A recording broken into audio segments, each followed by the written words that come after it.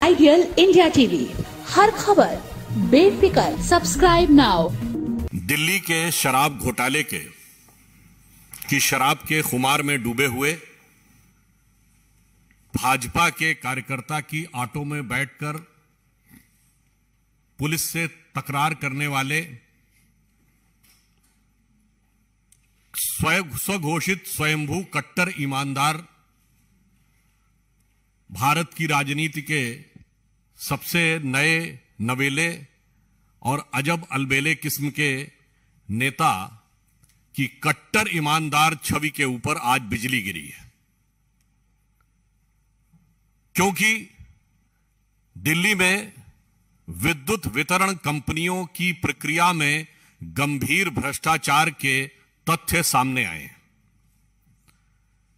कम से कम इसमें 4 या 5 बिंदु ऐसे हैं जो ध्यान में देने के बाद कोई भी व्यक्ति सहज रूप से निष्कर्ष निकाल सकता है कि एक बड़ा गंभीर और व्यापक भ्रष्टाचार हुआ है। सबसे पहली बात यह कि विद्युत उत्पादन करने वाली कंपनियों का जो बकाया था वितरण कंपनियों पे, जिसके लिए वह दिल्ली सरकार को मिलना था और देनदारी थी प्राइवेट कंपनियों की, परंतु प्रारंभिक बैठकों में ही तकरीबन 3200 करोड़ रुपए से अधिक की उनकी देनदारी को एक प्रकार से वेव ऑफ कर दिया गया। अब यह प्रश्न उठता है कि यह क्यों किया गया, इसके पीछे क्या तथ्य है। दूसरा, दिल्ली के नागरिकों को जो छूट देने की बात कही गई, सब्सिडी देने की बात, वो ईमानदारी से पारदर्शिता के साथ क्यों नहीं की गई, जिस प्रकार से केंद्र सरकार दे रही है और दिल्ली में भी एलपीजी की सब्सिडी मिल रही है, अर्थात डायरेक्ट बेनिफिट ट्रांसफर के द्वारा क्यों नहीं दी गई, उसमें बीच में बिचौलियों को क्यों लाया गया। और लाया भी इस प्रकार से गया कि वितरण कंपनियों को यह छूट दे दी गई। ऐसा आपने विचित्र समायोजन, this type of peculiar financial agreement you might have not witnessed anywhere in the country, कि जो उनकी देनदारी थी, जो उनका ड्यू था, उसको कहा गया कि आप सब्सिडी में से एडजस्ट कर लीजिए। इसका अर्थ यह हुआ कि जनता को सब्सिडी देना नहीं था, उस माध्यम से अपने कुछ लोगों को लाभ पहुंचाना उनका मकसद था। तीसरा बिंदु यह कि जब लेट फी के नाम पर प्राइवेट कंपनियों को 18% वसूल करने का अधिकार दिया गया, तो वही कंपनियां लेट फी के लिए दिल्ली सरकार को केवल 12% ही क्यों दे रही थी। यह 6% का मुनाफा कहां जा रहा था, और एक अनुमान के अनुसार पिछले कुछ वर्षों में मिलाकर इससे 8000 करोड़ रुपए से अधिक का लाभ उनको प्राप्त हुआ। तो मानी हुई बात है, यह पैसा कहां गया और किसने इसको किस रूप में यूज किया। क्योंकि पुनः मैं कह रहा हूं, जनता से 18%, सरकार को डिपॉजिट 12%, ये बीच में 6% कहां जा रहा है। और अगला पॉइंट उससे भी अधिक महत्वपूर्ण है कि ये जो डिस्कॉम्स होती थी, यानी विद्युत वितरण कंपनियां, इनके बोर्ड में सरकारी अधिकारी नामित होते थे। उसकी बजाय पहली बार आम आदमी पार्टी ने अपनी पार्टी के 2 पदाधिकारियों और अपने सांसद के एक बेटे को नामित किया। इस विषय पर हम उनसे साफ पूछना चाहते हैं कि राजनीतिक व्यक्तियों को डिस्कॉम के बोर्ड पर नियुक्ति करने के पीछे उनका क्या उद्देश्य था। क्या यही उद्देश्य था कि यह सब जो प्रक्रिया थी ये होती रहे। एक बार हम यह भी मानते कि वो विद्युत के क्षेत्र के विषय विशेषज्ञों को नियुक्त करते तो फिर भी हम मान लेते।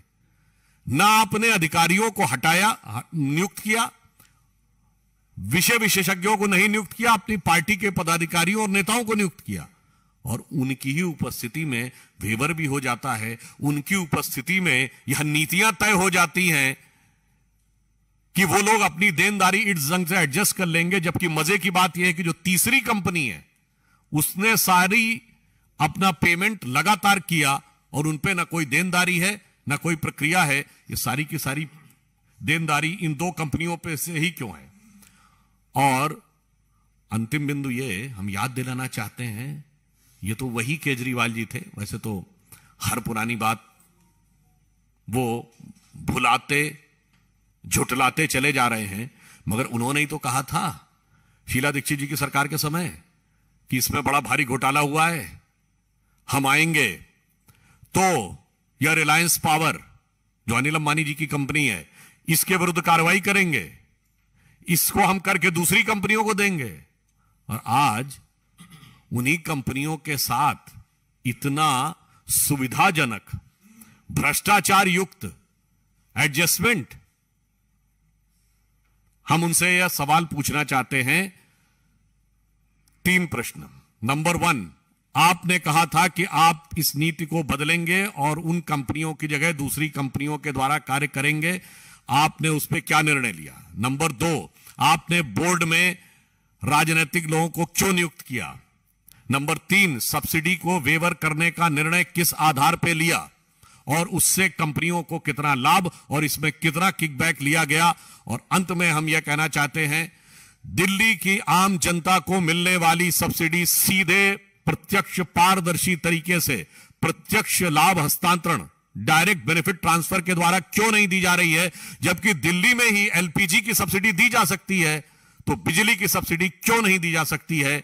इसका अर्थ यह हो गया कि सब्सिडी के नाम के ऊपर जनता के वास्तविक लाभ से अधिक भ्रष्टाचार करने का उद्देश्य था और अपनी जेब भरने का उद्देश्य था।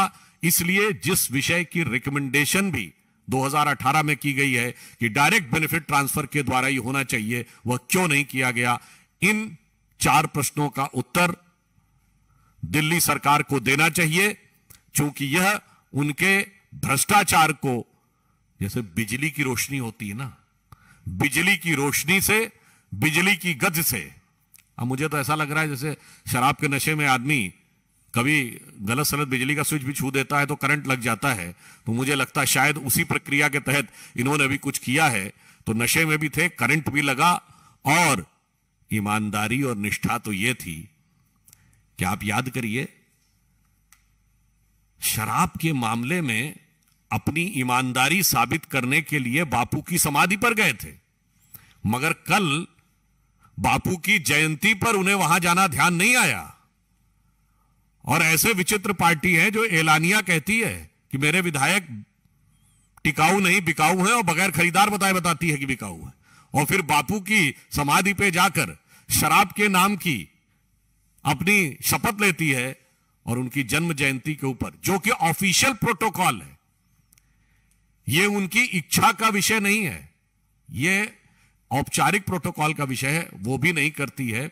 इसलिए हम इस विद्युत घोटाले के ऊपर साफ साफ उनसे जवाब चाहते हैं कि इन 4-5 बिंदुओं के ऊपर उनका क्या स्टैंड है और क्या कार्रवाई कर रहे हैं। आइडियल इंडिया टीवी, हर खबर बेफिक्र। Subscribe now.